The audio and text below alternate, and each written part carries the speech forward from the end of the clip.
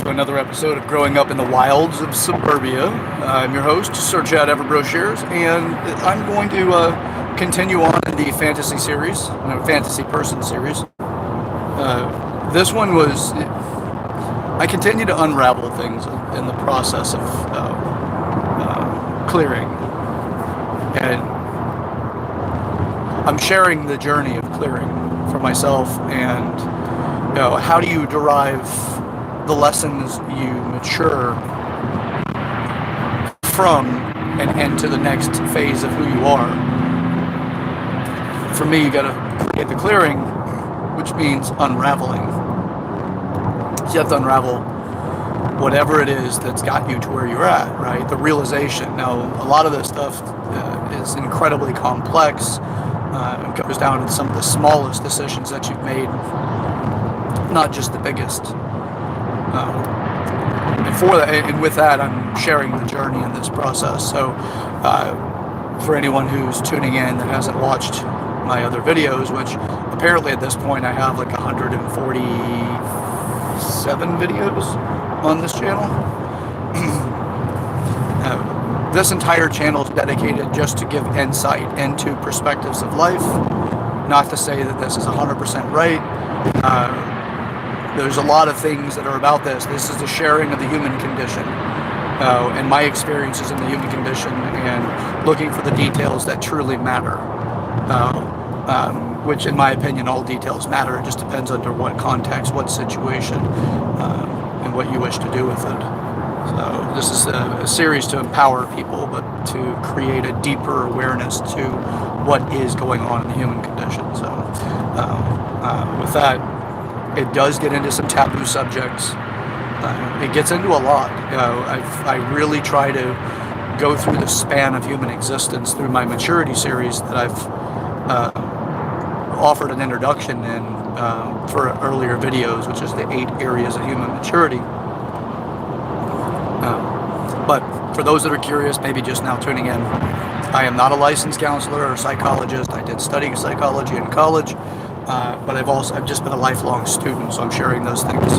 So if it comes out where people are like, oh, what do you think, you're a psychologist? No, I don't. I think I'm a human being. I'm doing what human beings do, and I'm sharing in the process. So with that, I'm going to get into this particular episode, which is Alice in his Wonderland, or it could be Alex in her Wonderland. It doesn't matter which way you want to go about it. I'm speaking from the former position in this one. So for those that are familiar with the story of Alice in Wonderland, it's a girl that goes into, follows a rabbit down a hole, and finds that it takes her to this land of great mystery and wonderment and danger and excitement and all of the things that human beings can experience inside of this world of seeming chaos. But there's something so incredibly alluring about it, something that keeps drawing her. So my experience being that I am the way that I am, specifically in the way that I be as a human being, my viewpoints on all relationships are agreements, and you need to create them with the person that you're involving yourself with. Create as much detail as possible to try to derail any upsets, or to try to stop any derailment, actually is a better way of putting it. I've lived my life that way for some time now. I've been aware that relationships are nothing but agreements. And if you want to truly experience the depth of who you are as a human being, you get to the point where you are making those kind of agreements. You already do it. You do it in the way that I won't, this is a no-go for me. This is an absolute no way. This is a deal breaker. Those things are the conversation of agreements. If you do this, that is the consequence. Now, but there's so much more to agreements. So through creating well-detailed agreements with other people, I'm not saying sit down with a piece of paper and write it down, although that can be incredibly helpful, because something else happens when you write versus just speak. But when you speak, and happens, and that has to do with the absolute detail. If you truly have somebody else listening and being present to you when you're doing these agreements, when you're creating them with the person, versus the idea that, this person seems to have these attributes I really want, and I'm kind of starstruck or in fantasy land about what this person is going to be able to bring to my life, then I'm not going to be present to what we're speaking about now. I'm going to be in the daydream of what we could have, and the fantasy of it. So that has been an interesting consequence. And my world is that I do live one that's created. I live a life that is created. I have my areas of excitement. I have the adventures that I create in those conversations with people. I am not your ordinary person, but it's not a declaration of astonishment and to give me any kind of additional credit. I don't want that. If what I have to say resonates with you, fantastic. If it plants a seed later to only grow in the direction that it grows in, fantastic. I'm not telling people to follow me. I'm not a guru. I'm nothing like that. Just somebody sharing this stuff. So whenever it comes across, if I say something that may sound somewhat conceited or arrogant or whatever, it's never my intention. And I never say it with the desire to fulfill something about me that I feel is missing. That is not where these things come from. These things come from genuine desire to share. The more people I share with, the more that I get shared back with me. And therefore, the more I get to grow, the more I get to see areas that were blind spots prior. So as you hear these things, that's what's going on. But that's the benefit of also understanding how to create relationships through making your own unique agreements with that person. It takes courage to do it. But with that, it does create something, right? On the other side of it, every time you do that with another person, you create distinctions that give you the opportunity to go beyond what you previously went beyond. Sometimes they're barriers to your own self-development, if you will. Sometimes it may be perceived that it's a barrier to your well-being. Or a blockade to prevent your well-being from being hurt. There's a lot of things that actually come into the agreements that you can discover. Practicing that in the very beginning, it can be very challenging because it seems like you may be alone. It may seem like, no one will ever accept me for who this is. But that's not true. You have to start those conversations. If you're in a situation, let's say you're married and you're not, in that ability, then you just start creating the relationships moving forward exactly how you want that to go, but have conversations with the person and build that up. So, all right, back to the Alice in Wonderland thing.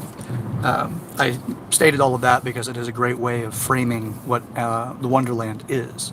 So for me, I really, really enjoy pushing my own boundaries. I really enjoy learning what I was once afraid to face.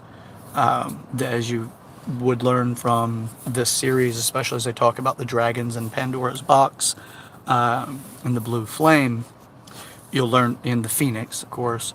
I'm constantly looking to grow and develop, and I want that. I want that for everyone. It's uncomfortable at times. But I continue to do that. And by doing that, creates this almost amusement park or theme park type of reality for people. When they meet me, they find out that I'm a certain way. Like I refuse to lie. I will not lie to anyone. Now, if it's ever been perceived that I've lied, it's never that I intentionally lied. It could be very well that it's the attachment the other person has to some specific outcome. But I do not intentionally create deceptions in reality to get other people to like me or want to contribute to me. That is not the way that I be, because I, in turn, would not want that from other people. So I do try to treat people in that kind of respectful manner. But it's not always easy to discern what's truth and what's a lie whenever you have attachments, and you're not in the conversation with full agreement. And that goes back to my truth to integrity video that I had made. But if you're interested in that, go back to that video and watch it after this one. So the Wonderland that I've created has a lot of interesting aspects that other people are afraid to live into, and that's evident in the way that I get responses from it, that there's excitement, there is truly like the experience of wonderment in someone's eyes. You can see how they're excited about something. The way that I live my life, too much, exposure in the sense of telling people exactly certain things, but some of my, my sexual preferences and things like that. I have a deep desire to truly be very intimate with people, specifically the person that I'm with. But it creates a lot of, oh my God, I've always wanted that, or the fantasy floods in and disrupts the reality of everything. Now, it's not always bad that there creates great mystery, and there's a lot that comes out of it. But with the story of Alice in Wonderland, or Alice in His Wonderland, is, it's like the introduction to it all is, whenever the rabbit happens upon, her, or she happens upon the rabbit. And it's whichever way you want to take that perspective, but that's usually the disrupting moment whenever there's like, oh my God, who is this? What is this? What is going on? And I want to follow this. So the discovery of somebody being a specific way. Now, once that discovery is made, the excitement, the intrigue is there, and certain aspects about maybe boundaries or protective features that Alice has starts to fall to the wayside. Now, it's not a bad thing, because it can push them into their push them out of their comfort zone and make them grow. But the fantasy is very addictive. It does have a lot of depth that can be perceived. A lot of times people sit in that space and continue to fantasize about it. But as they follow the rabbit into Wonderland, there's challenges that come up as well. But those challenges can create a great sensation of growth.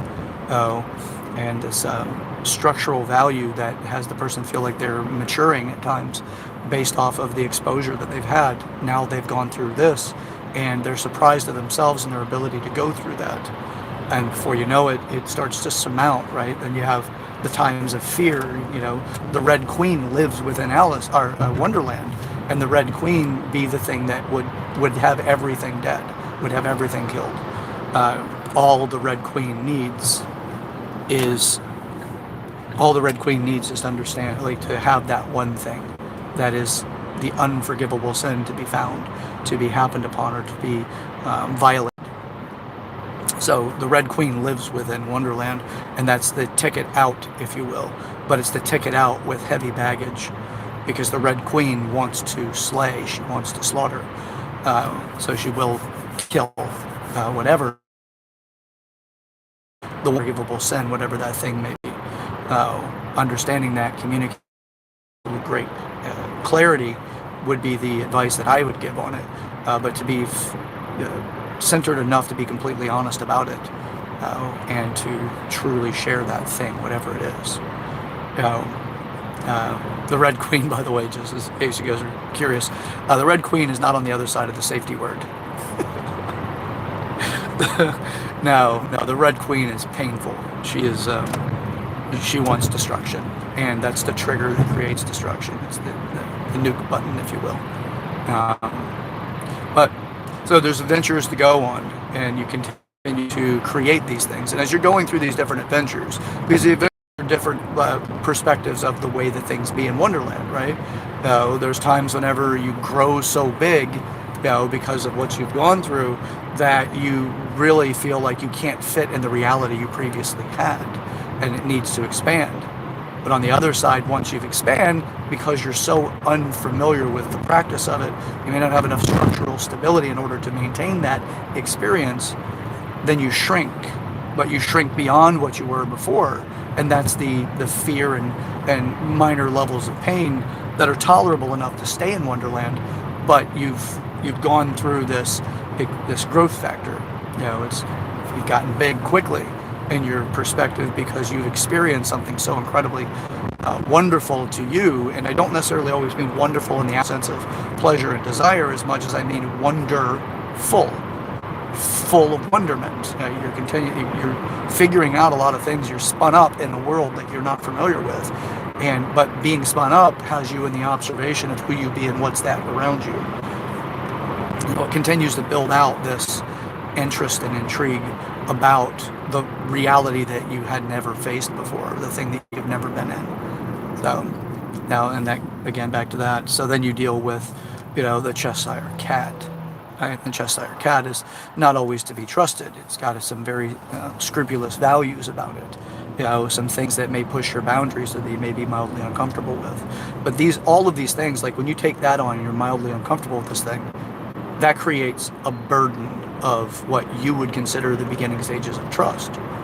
There's a burden to it because there's an uncomfortability. The beautiful thing about when you bear a burden, though, is the opportunities for growth. So when the Cheshire Cat is sharing whatever the Cheshire Cat is sharing, there's always a mischievous value about that thing that leaves you going, I'm not certain about this. It's put me into a comfort zone issue that falls into that category of trusting. This is not the Red Queen, but it can easily be connected to the Red Queen. But at this stage, that's not what it is. This is the pushing the boundaries of what you know to be true and trying to decipher language from another person. There's mystery and intrigue, and there's all kinds of values that come into it. So, so then you piece through that. You go through a lot of the hero's journey in itself because you do bear burden. You bear, the unfamiliarity that makes you have to become familiar. And when that happens, there is that growth factor again, and it's not always comfortable. It also exposes you to a great degree of vulnerability because you've never been there before. Or if you have, it wasn't under that type of controlled environment. Because every Wonderland has its own structure, its own environment. Some of it truly is as crazy as the Mad Hatter.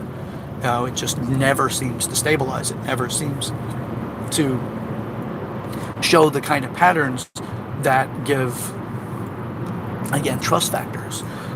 And I mean by trust factors is the truest definition that I use. It's the ability to predict an outcome so that you know where to allocate your resources. If you're not familiar with that episode, I actually discussed trust in several episodes. Well worth going back to listen to because it's how you can restore trust once it's broken. The idea that trust is this ivory egg, and if it ever breaks, it never can be whole again. But there are ways to actually establish trust once again, but you have to go through the work of it, understand people are where they are, but the reality of what the definition truly is to you. So, it's a real hard life to go through if you always think that if somebody violates your trust, therefore they can never be trusted. And the reality is that's not exactly the way life works. So dig into it, and like I said, just go back to that video. But back to the Alice and his Wonderland, she is going through expanding her parameters, things that she didn't know she was capable of for herself, and also, and conversely, every single stage and step of the way inside of his Wonderland, he is learning and developing as well. It's never one-sided, no matter how much it seems like it is. It's never one-sided. The other person is developing to degrees, right? And Alice has a big part of that development. It's just not always spoken because in Wonderland, you're the one that creates, like in my instance, I create the Wonderland. I don't create the Wonderland intentionally so that it's like, I want people to go through this. No, it's not like that. It is the inviting people into your world. But that world is full of wonder. It does not need to be in the sexual world, like dom, sub, things like that. It does not have to be in that world. It can simply be you live in a reality where you're so well established, your bills are paid, you seem cool, calm, collected, educated, articulate, well-mannered, chivalrous, all of these factors, and the other person not be familiar with that. And you put them in a world of intrigue because now they're introduced to something that they've only ever heard of, or have only heard some of. But for this particular episode, I'm focusing more on the other side, which is, from my own experience, what can create what may have seemed like a stoic and or well-established, well-mature person does not mean that there's not effects on that person. I'm not as, developed as some people may project me to be. I may sound like it because of the conversations I have, but this is the way that I be wired in the world. This is the way that I have been since I was a child. And I'd like to share those things. But it also does move me along pretty quickly because I get to have conversations with people at deep, meaningful, and developmentally sound levels. So, so that's the reasons why I do this, and also for you to look at it from your own perspective. If you wish to create that wonderland where you bring people in to give them a reality that they've only ever read about, or that they've only, they've heard about, or they've watched a movie that made them think about it, you have the ability to create that thing, and it's up to you to do it. But it's also so that you can continue to create a wonderland with, one Red Queen, not 30. Because the Red Queen's not always what affects Alice. In this scenario, the Red Queen could be also the one that kills him. It could be the one that takes him out. And you want to be careful with that, because the Red Queen is destruction. And what that does is it closes the amusement park for a bit of time, or theme park. It closes it for a bit for renovation. And then you may have corridors of that wonderland that you no longer even visit yourself if you be the one that's creating that into their world. Now, I am not saying that this is all one-sided. I actually mean that on the other side, what the other person brings can easily be that as well. My personal experience, there was structure, there was stability, there was an unbelievable degree of nurturing and caring, and some very interesting experiences that were perceived to be non-included in my reality, in my world, that would not ever happen.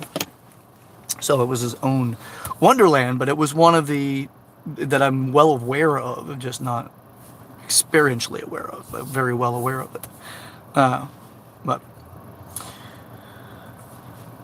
yeah, Wonderland. It's an interesting place, but that's what it is. It's a land of wonder. But this is what we do, really. It's, not a lot of people say, I want the absolute ordinary relationship. Actually, I've never heard anybody say that.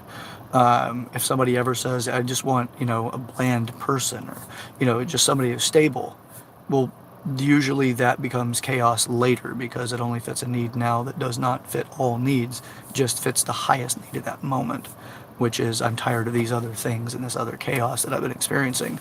But sadly, when somebody says something like that, it typically is a relationship of use. I just need somebody to stabilize me because they're not stable themselves. And again, that's not a dig or a slight at that person. No. But it's hard not to get back to the Wonderland thing, and then we'll finish up the episode.